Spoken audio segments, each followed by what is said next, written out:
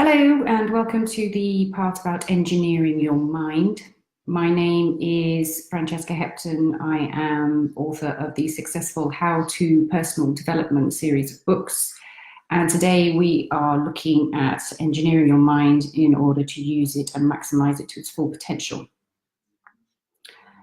So to begin with, we need to acknowledge, I think, the irrefutable fact that your mind is an extremely powerful tool.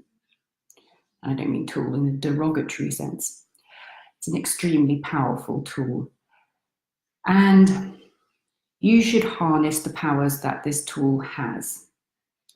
When you are engineering anything in order to maximize the benefits that you can reap from it, or in order to use it to its full potential, or as an architect of a building to make the most beautiful building you can, when you are engineering anything, when you are designing the structure, the workings of something, you have certain fundamental components which consist of framework, structure, the foundations. You need to know what the purpose of the tool is, what it's going to be used for, the purpose of the building. You need to know how it's going to be fueled, how it's going to be powered, and so forth. So think of your mind in these terms, because your mind is what you will be using and what you will be drawing from in order to create your work. You cannot create anything or write anything that you cannot draw from your own experience or draw from what you have filled your mind and thoughts with. It doesn't mean that if you're going to write a murder scene, you haven't necessarily gone out and committed the murder, but in order to describe all the smells and visuals and the feeling that you want to convey to your reader, you need to be able to draw on your imagination, your intellect, your use of words, your use of metaphors, in able to convey the message. Not that you've necessarily done it firsthand, but you have an ability to describe the scene adequately. So what we're talking about is using your mind as a tool, maximizing the potential of this tool, and engineering it. So you are the engineer, you are the architect of yourself. And what you want to do, like with any good building or tool that's going to last for a long time, you want to make sure that the foundations are solid. You want to make sure that the fundamental components are there.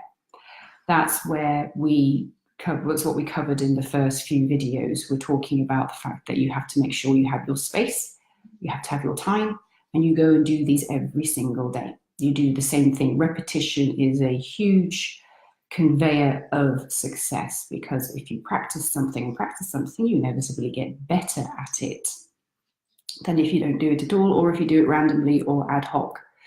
So a runner, if they want to learn how to win a race, they will run and they will increase their speed every day, or try to, and they will fuel themselves with the right foods and thoughts and motivation in order to attain their goals. If they were to do the opposite and sit down and eat and think that they're going to fail, they are less likely to win the race. It's logical. So let's go back to you as a building, and you are the architect of this building. Now you may think, well, I'm a bit of an old building. I'm a bit condemned, let's say, should be pulled down. I have far too many hang-ups, far too many insecurities, far too much self-doubt. Yep, I'm definitely a condemned building, deserve to be pulled down. Not so.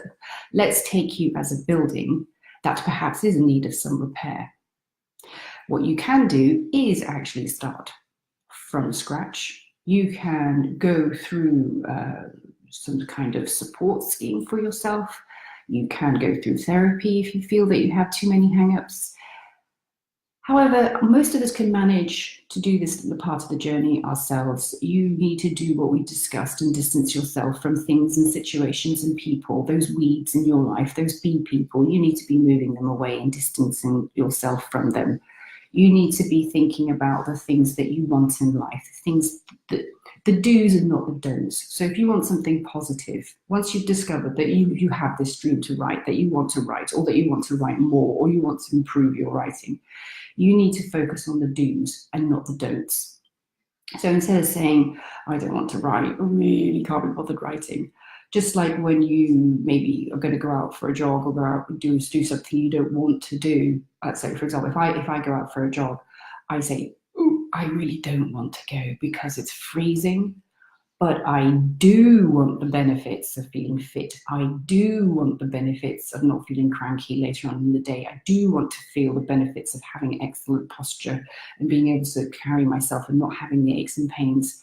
I do want to be healthy, and I do want to be focused, and I do want to be energized, and all my do's definitely outweigh that one don't of I don't want to go out in the cold." So think of the do's and not the don'ts, and vice versa. If you're in a negative situation, so if you've given up a bad habit, let's say smoking, I used to smoke. So when you are thinking of doing something negative, you want to be thinking of the don'ts. So if you're thinking you don't want to write, what you must tell yourself, just like when you don't want to have you do want to have a cigarette, you must think of yourself why you don't want it. So you don't want it because of it smells. You're going to be addicted to it. You're going to be a slave to the nicotine. It's bad for your health. You don't want it for all those reasons, and you only do want it because you're just kind of feeling a little bit like low, or you want to go and have a break. Same when you don't want to write, you have to think of all the things that you do want. So you do want to have a success. You do want to be able to say, I've written a book, or I've finished my novel, or I've published my novel. I do want all those things. But when it's a negative time and you say, I don't want to, can't bother to do, I'm going to go watch TV instead, you have to think of the negative and say, I don't want to waste my time. I don't want to become lethargic. I don't want to waste any more time not realizing my full dreams. So back to the building scenario, you're going to be filling yourself with the right foundations, the right structural components that you need. And this is the right space, the right time, the right location. Do what you need. Feng shui, whatever it takes to make it the right setting for you. You might need the clear space so you feel like your energy is flowing. You might be the complete opposite and you need to fill the room with things to look at, artifacts for inspiration, changing your wall decorations, or you might need to change setting a lot so that you can draw on that. So you decide what it is that your fundamental components are going to be.